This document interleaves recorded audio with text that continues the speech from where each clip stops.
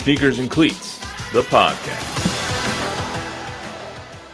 Welcome back to the Sneakers and Cleats podcast. It is Thursday, April 18th. This is episode 93. I'm Matt Roy, back in better than ever after a elongated vacation. We'll see about the better than ever part, Matt.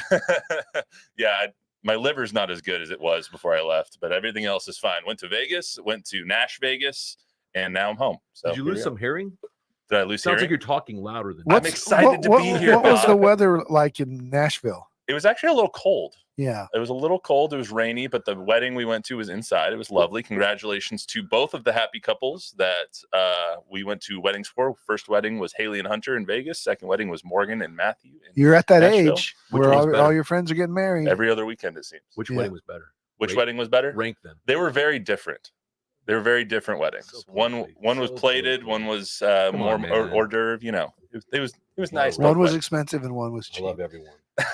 Well, the one that was hors d'oeuvre was at Mandalay Bay, so I don't know if it was cheap. Oh, that's not it. No, it's not cheap. It's not cheap. But anyway, happy to be back. Thank you, Zach, for filling in while we were away. Listened to both of them. Wonderful conversation on the Spurs. A lot of stuff happening. We got a lot going on today. Victor Wembanyama is getting some hype for Defensive Player of the Year, which is a little bit unexpected since Rudy Gobert is such a favorite. But we'll talk about a couple of people who have already announced that they're going to be voting for Victor Wembanyama for first place in Defensive Player of the Year. Plus, The Ringer just came out with an exclusive interview with Wemby. Wemby had some interesting things to say, including the fact that maybe people have already reached out to him to team up here in the Alamo City. That'll perk some ears up, that's for sure. Plus, CeeDee Lamb, Micah Parsons are not at voluntary OTAs. Big deal or not? You be the judge. But first, as always, number 93. We start with our number game. Not very many good 93s. A couple of great ones, but not very, notable ones. Dwight Freeney, for everyone in Indianapolis, 125 and a half sacks, Hall of Famer. John Randall of Vikings lore. Texas A&I Javelina. There you go. That's what we rely on Don for to come up with the obscure colleges. Calais Campbell, 105 and a half sacks. He'll probably be in the Hall of Fame. And then did you know the Meta World piece was 93? Did not remember that. Yeah, 93. I think he was with the Kings, 06, 07, 08. So what I remember 93 for, though, is the Cowboys beating the ever-loving crap out of the Bills. I was there. You were there for the Michael Jackson halftime show, too? Yep. How was that? Was that in ranking of halftime shows? When you're in the building, it's never great. I can't remember I think I've been to 10 Super Bowls. I can't remember a one that wasn't better, that when you finally see it on TV, it was much better because the place is so big. Mm-hmm. Katy Perry came in from the roof on a horse or something. Wasn't that Lady Gaga? Lady Gaga came in from the roof. Katy Perry was on a big old horse. Yeah, that was later in the show. You're right. And we couldn't see it, but you see it on TV, it's very impressive. The whole wardrobe malfunction with Justin Timberlake and Janet Jackson, had no idea that it even happened when you're in the building. So they're definitely made for TV events. Yeah, the one that I wanted to be at was Prince in Miami in the rain, and was not at that Super Bowl. Purple Rain. But yeah, Michael Jackson was great at the time. Yeah, but that Super Bowl was just so fantastic. It was also over before it started. Yes.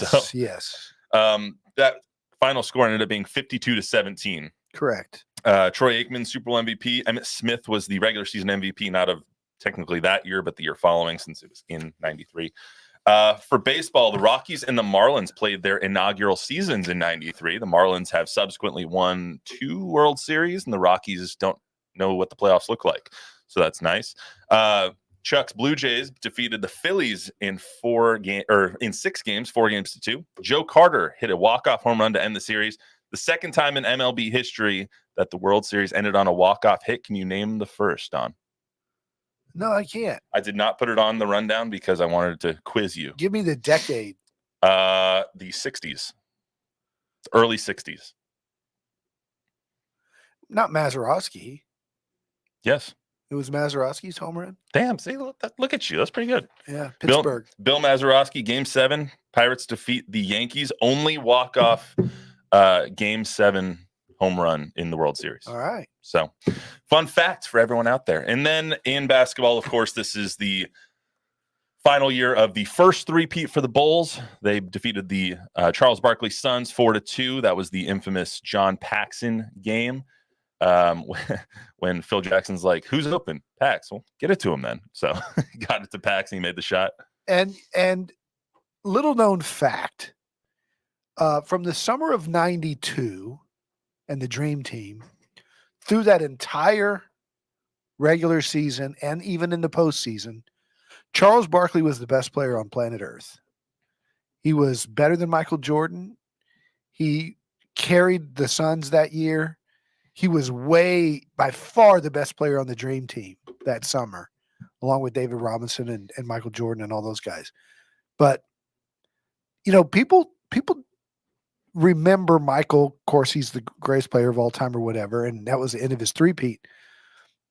But Charles was the best player. And here's another thing.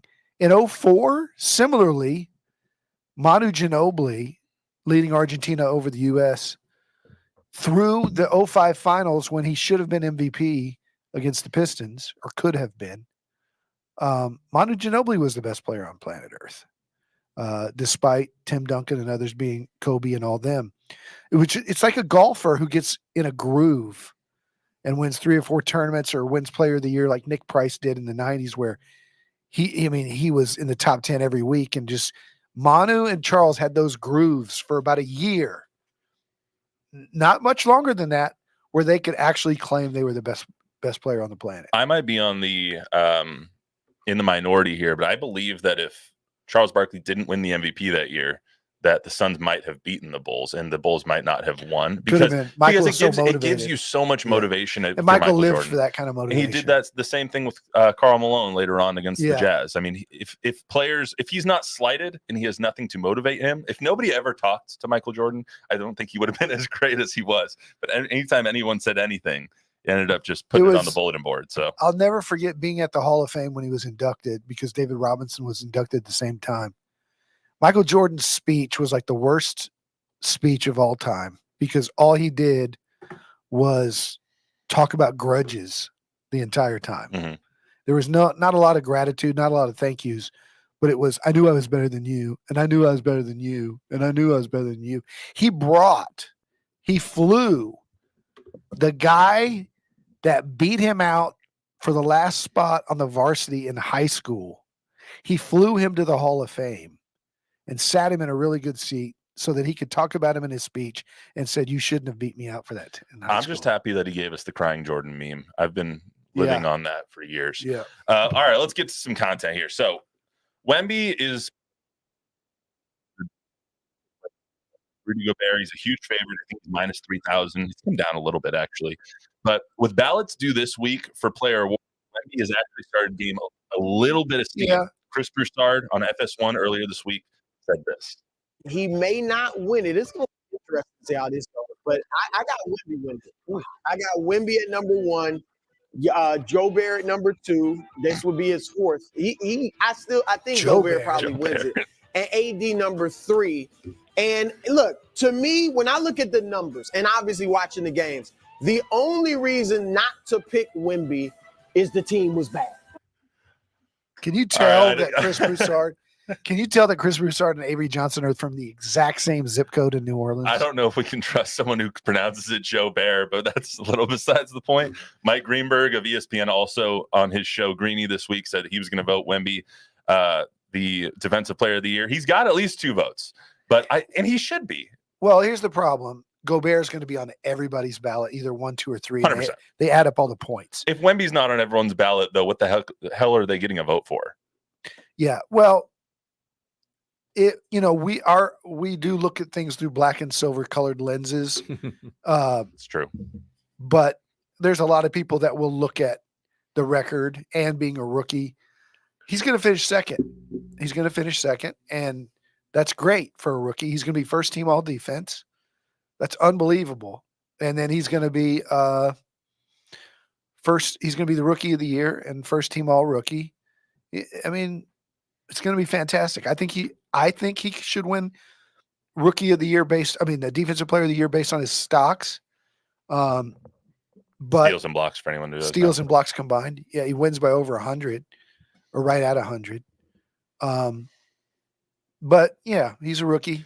My thing is, like, if you took blind resumes and you just looked at Yeah. AD compared to Rudy Gobert compared to Victor Wembanyama, Didn't look at team success. Didn't look at team success. Yeah, he'd win. He win 100% of the time. It's not even close. Like when you But take the Spurs him, were like dead last in defensive rating. but when you take him off the floor, they're the worst team defensively of all time. Yeah. Like the fact that I think it's a +7 is what they were when he was on the floor as compared to off the floor. It makes them middle of the pack defensively. And he as just kept compared to getting better. He averaged 6 blocks a game. I saw someone's argument today. I forgot who it was, that they can't vote for Wemby for Defensive Player of the Year because of the 18-game losing streak that the Spurs had. How can you be a Defensive Player of the Year when you have an 18-game losing streak? Well, it's because you were playing a point guard that didn't deserve to be a point guard, and that had nothing to do with Wemby's defense.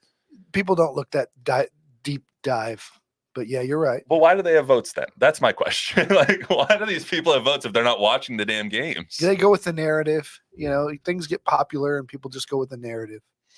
Wemby's defensive numbers, if you switched Wemby and Rudy Gobert, he had the same defensive numbers he has right now on the Timberwolves. They would be talking about this being one of the best defensive seasons of all time. Yeah, and it's going to come. It's going to come. It will, but I mean, it's just frustrating seeing not getting his due when he deserves it. Speaking of not getting his due, this is a great time to remind people. You know, when you see Steph Curry get knocked out of the playoffs, and when you see Blake Griffin retire with 6 All-NBAs and whatever, 6 All-Star games that he made, Tim Duncan. You ready for this? Tim Duncan was first team All-NBA as a rookie. Name another. You won't find any. Tim Duncan was All-NBA 15 times. He was All-Defense 15 times. Look for anybody with those numbers. You won't find any. Preach. Larry Bird was like All-NBA 8 times and All-Defense like none. Magic, none. Michael was like 6. Tim Duncan was All-NBA 15 times and All-Defense 15 times. Whenever you start getting off on Tim Duncan, I just back off. I don't want to interrupt. I feel like I went to church. I know. Hey, man. I mean, he's so underappreciated. Yeah, since we're there right now, can you just give me 30 seconds on? I took it off the rundown. I was going to keep it on, but then the Ringer stuff came out. Give me 30 seconds on the people who are saying that Steph and this Warriors team is a better trio than the Spurs team is. Because I've heard that all week after they got eliminated. Oh, this dynasty that the Warriors have is a better dynasty than the Spurs. It's a better trio than the Spurs had. Just you go. Here's the thing about the Spurs. Okay, you ready for this? We talked about, Steph missing the playoffs, and remember the Warriors last few years in order to get Wiseman and whoever they got in the draft. They won like 20 games like 2 years in a row. Tim Duncan, and then people are celebrating all over the league. You look at Twitter and you look at these franchises that are going, whether it was the Timberwolves or somebody. We won 50 games, celebrating a 50-win season. I've seen all these tweets from the actual Twitter accounts from the organizations celebrating. This is what a 50-win season looks like. Tim Duncan did not win 50 games. He played 18 years in the league, 19 years in the league, whatever it was. He won 50 games every year, every single year. He never did not make the playoffs.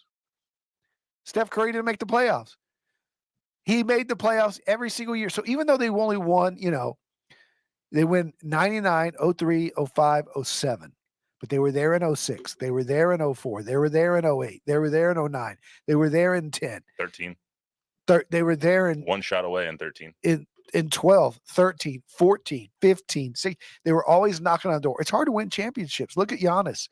Giannis is, finding that out. He's got 8 years in, 10 years in. Tim was knocking on the door all the time. Tim Duncan's career lasted twice as long as Magic and Larry's. Magic won 5 championships, but he won them all in 10 years. Tim Duncan was like Kareem. His first championship and his last championship were like 17 years apart. So There's something to be said for longevity, and not just longevity, but greatness over longevity. No one won more regular season games than Tim. No one won more playoff games than Tim. They throw in like guys like Robert Horry or Derek Fisher, these guys that were riding on the bus. But Tim was driving the bus. And when you look at all the numbers, he's the winningest player of all time, him and Manu. I have nothing to add. I love getting you on that tangent because it's just facts the entire time. It's I always straight facts. Simplify it this way. If Tim Duncan played his career in Boston or New York, he would be ahead of Michael and ahead of LeBron. They would be calling him the greatest player of all time. Let's get back to Wemby real quick. So something that came out this morning, I believe, the Ringer's Kevin O'Connor had a great little exclusive conversation with Wemby. It's a 49-minute video. You can see it on YouTube. We'll play a little bit of it here. And some interesting things came out of it, one of which is how Wemby looks at his season as a whole and how he looks at being nominated for all these awards and possibly even winning Rookie of the Year, maybe even Defensive Player of the Year. Are you surprised by how much success has come early for you? I mean, all NBA, all D, potentially Defensive Player of the Year, all of this. Are you surprised at all?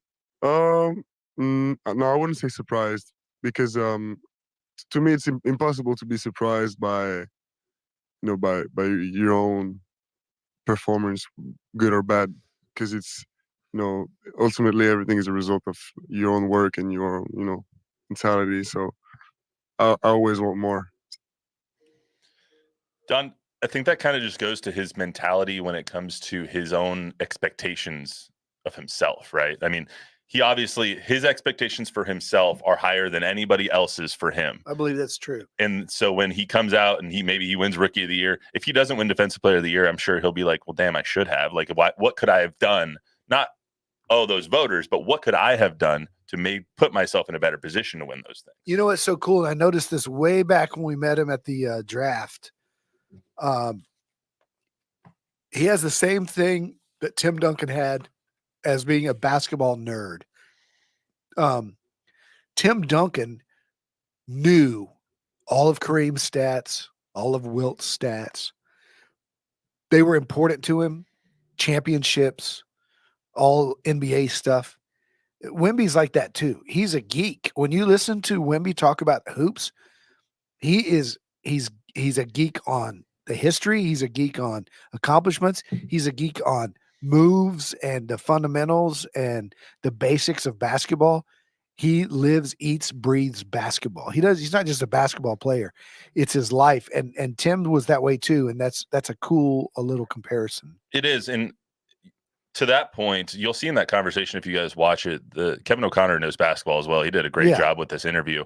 And they asked Wemby, like, what can you improve on? And he's like, well, KD has this little hesitation, this little move that I'm going to be working on this summer, this defensive thing I'm going to be working on this summer. He's always trying to improve. He's trying to get people's moves. He's trying to do this, do that to make sure that he stays one step ahead of the competition. And all the crazy plays that we say, you've never seen anybody do that. They don't just happen. He in this interview, he goes into detail about, guarding the pick and roll and then being late for the alley-oop over to Chet and leaving early. And even though I had my back to the basket, I knew that's where he's a detail-oriented guy into, the Sham God move and all those kind of things that we see him do. Those he does have a lot of innate things, but he also works on all of that. Those don't just happen by surprise. Right. Like it's all practiced in the lab somewhere. And to that point, even more as they keep going, and Wemby continues to get better, people are going to want to play with him. And that might already be happening. Another part of that interview with Kevin O'Connor on The Ringer, again, you can find that whole thing on YouTube. It's about 49 minutes long. He said this really interesting thing about people already possibly calling him to team up. It is going to be very interesting to see how soon things are accelerated there, because I'm sure players also recognize that too. Does anybody talk to you about teaming up already? I've received some messages, even from prospects, that I try to stay in my role, and but it's yeah, it's a whole new world that I'm eager to discover. But for sure, one day or the other, I have to be involved in this, I guess. The last line got me. One day I'll have to be involved in this. I think that means the player acquisition part of it, the recruiting part of it. To me, that makes it sound like he's not already a part of it. He doesn't want to be a part of it yet. They have talked to him and he picked his brain about the French prospects in the draft. I do not believe they have talked to him about Trae Young or any of these possible names that you see being thrown out about adding to the mix. They didn't really, and Tim didn't. Tim wasn't LeBron or Giannis. Giannis traded Drew Holiday to the Celtics and got Dame Lillard. That was Giannis. It's not working out very well either. And the team did it for him. Tim always sat back and let the guys do their job. Now, there were times when they consulted Tim because a lot of times they had to have Tim restructure his contract so they could afford Richard Jefferson or somebody like that they would bring in. And that they consult with. I know they did with Jason. They consulted with Tim when they brought in Jason Kidd and considered him and offered him, but he didn't take when they had Tony Parker already. Tim was consulted. They will consult with Wemby. I got the sense from hearing that soundbite that they haven't done that yet with veterans, but maybe these draft prospects. How different is that from the way that they've operated in the past? I mean, they've had, like you said, you just went on your Tim Duncan glory tour and rant there because Tim Duncan is a top 10, unequivocally a top 10 player of all time, maybe even top 5 player of all time. But he didn't necessarily want that. He didn't require that kind of stuff. Kawhi did. And you've said all along that they have learned from the mistakes that they made with Kawhi or learned from the personality that Kawhi had. How different is Wemby now? Maybe his talent level, how different is how they're going to treat the future with Wemby here? Well, I don't think they cared what Kawhi thought about their the pieces around him. Kawhi was not a team player. Kawhi didn't operate within the confines of quote unquote being a Spur. Going outside the team for his medical help and not being around the team, training and rehabbing while the team was playing. He really offended Tim, Tony, and Manu. Really offended Manu and Tony late. They were way over him. Just Tim in that way then. But I think the Spurs learned from the Kawhi situation in that they maybe didn't understand that some players might be worth bending your own culture for if it means continuing to win. At the time, I don't think they were going to budge from their culture. And quite honestly, I don't think they should have because of the way that Kawhi acted. But with Wemby, I think they go into it from the very beginning, before he even was drafted, with getting to know mom and dad, getting to know, hiring his physio guy to be a part of the organization, including everything, knowing that in 4 or 5 years, he's going to make this decision of whether he's going to stay here long term. So I think they've nurtured that relationship. I think that's something that they learned from Kawhi. But I think, like Tim, Wemby obviously wants to have input. He's not going to want to have a say. He's not going to be like, get this guy. Or he's a really cool kid, and he trusts the organization implicitly. But you can tell they're going to ask me, and I'm going to need to know who's going to fit best around me. Kind of what direction we're going. Yeah. Do you think it's also the Spurs kind of learning how to handle this generation of player? Because this generation of players saw LeBron, D-Wade, and Bosh team up. They saw Kevin Durant go to the Warriors. They saw all these moves in the player movement, player empowerment era. Yeah. Do you think it's also the Spurs learning, okay, maybe the exact culture we had when David and Tim were here isn't going to fit right now, but we can work it in? Yeah. Yeah, I think you and Pop, nobody's been more flexible with, than Pop. I mean, Pop has completely changed his coaching style. Mm-hmm. And I think the Kawhi debacle was part of the learning curve of all of that. I still side with the Spurs doctors, and the Spurs organization.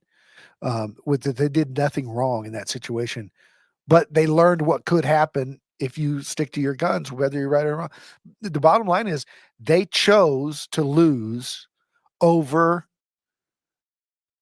blowing up our culture for one guy, and I think that's admirable. Bob, you have something to add? Like you said, Pop has changed his coaching style, right? Is it better? I think it's I don't know if it's better or worse. I just don't think you can have it. There's no alternative. If you kept your old coaching style with this generation, nobody would play for you. It's the kids are too soft. The skin is too thin to criticism. I mean, this is a generation that's grown up being told how great they are.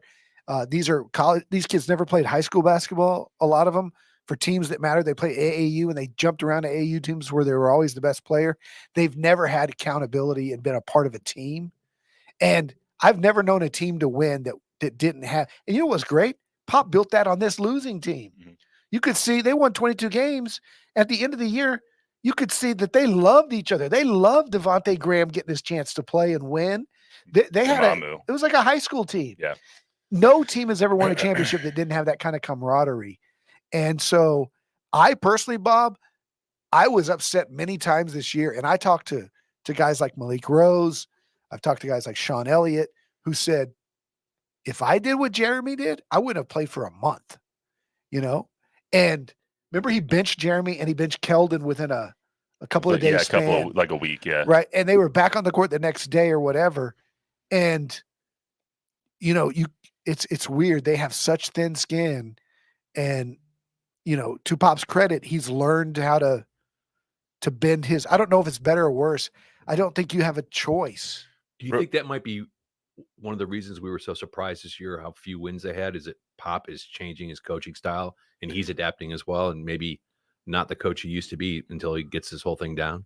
Like I said the same thing. I was like, 20 games into this thing, it's like, at what point is Pop going to have a team meeting and say, give the big guy the dang ball now, right? But same thing. People said, tell Wemby, quit shooting threes and get inside.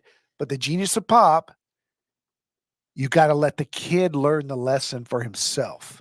Yeah. Because if it's all you and he wants to play outside, then he's resentful of you. But if he learns on his own that he's not an outside player and his numbers go to the toilet, and then you start posting him up and move him inside and his numbers start going up, he starts having success, then he learns it on his own. And that's the way I think it was with Jeremy and Devin and all these guys that weren't passing. Kind of like you just got to let your kids fail to see. You got to let them fail. Real quick on the way out, I want to get to the Cowboys things real fast. So CeeDee Lamb, Micah Parsons missing the offseason program. Micah missed last year, so I don't think that's really a big deal. CD not being there, I think, is interesting. Do you think it's something or nothing with that CD's not there? Nothing. He wasn't there last year. He was in Austin training. Same thing. Do you think it speaks to the what's the word I'm looking for? Lack of culture. Lack of culture, but also lack of I don't know, accountability, I guess, on the management, that they haven't gotten any of these deals done yet? I don't know. I can't figure what they're doing. I don't think they know what they're doing. I'm buying into that theory that the Cowboys are the third or fourth most profitable venture that they have in oil and gas and other things, and that they're totally looking at the bottom line. They make the same exact amount of money whether they spend more money in the salary cap and win, or whether they go 8-8.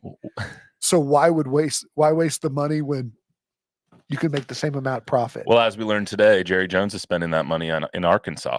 So did you see that? Oh yeah. NIL money. Yeah, NIL money. He's given John Calipari his salary and giving him a boatload of NIL money to recruit over to Arkansas. He and the Tyson chicken guy. Yeah, exactly. I think that's why John Calipari left Kentucky, because he's got $40 million backing him to buy players. He was playing golf with the Tyson chicken guy 3 days before he got the job, and the Tyson chicken guy gave him $6 million in NIL money. So that's all we got for you today on the Sneakers and Cleats podcast. I did want to ask Don. So today is Viva Fiesta. It's first day of Fiesta here in San Antonio. So happy Fiesta to everybody. Happy Fiesta. Louise hates it, but that's okay. Fiesta. We're not gonna talk to the Fiesta grouch. Don, real quick, do you have a favorite Fiesta memory? You've been here forever, so do you have a favorite Fiesta memory? Oh, the food at Nyosa is my memory. Maria's tortillas, Ayacucho's, Mr. Chicken, beer, Cowboy Clops, beignets. Nyosa's awesome. I love Fiesta. The only thing I hate about Fiesta is the cascarones. Yeah. Jordan, so they Jordan... crack them on your head, but they end up in your crack. I hate that. They itch your neck and all that stuff. Jordan had one cracked on her head last year when she was on air. Yeah. And the little confetti pieces, somehow 2 months later, we found in our washer. I was just like, oh, they how get did everywhere. That even make it? How did that even get there? Bob, do you have a favorite Fiesta food? Oh yeah, chicken on a stick. It's easy. Chicken on a stick guy? Yeah. Chicken on a stick guy? I it's really good. Mr. Chicken, you're talking about the fried chicken on a stick with the jalapeno on top. Yeah. Unbelievable. As long as it's a spicy chicken on a stick, I can do it. They dipped in the jalapeno juice and put the jalapeno on top. They put a jalapeno on top. Yeah, they do that as well. Yeah. As long as it's spicy, I'm good. The basic one is top three. It's top three. Anticuchos, which is like a shish kebab with a vinegar chimichurri glaze on it. Those are delicious. But number one Fiesta food of all time is Maria's Tortillas. It's the longest line at Nyosa. It's all of these old ladies patting out fresh corn masa on comals, grilling them hot. They take them off hot, put them on a piece of paper, take a handful of cheddar cheese and a stick of butter. They put the butter on there, and then they put the handful of cheese and close it shut and melts. Oh, one of my first Fiesta. It's a heart attack. One of my first Fiesta experiences. I went, and this is on our way out right now. So went with Yuli last year. One of our photographers, Ulysses Romero, now works in Dallas. We went, and he was like, we got a couple of tacos, and he gave it to me. He's like, I know that's a good taco before even tasting it. I was like, why? He's like, look who's making it. Yeah. He was like, it's mi tia right there. I was like, oh, okay. So if it's not some older Latino woman, he doesn't trust it. So that's Maria's Tortillas, man. I get it. and they're hot right when you get them, and it's unbelievable. No, I can't wait to get some food in me. So staying away from the liquid, though. Vegas has still got me. That's all we got for you today on the Sneakers and Cleats podcast. Remember to download, rate, review, subscribe, give us a 5-star rating, tell a friend, tell an enemy. We'll go over some draft stuff next Monday. Draft is a week from today. We'll see who the Cowboys mess up this time. We'll be right back here on Monday. Until then, everyone have a good weekend.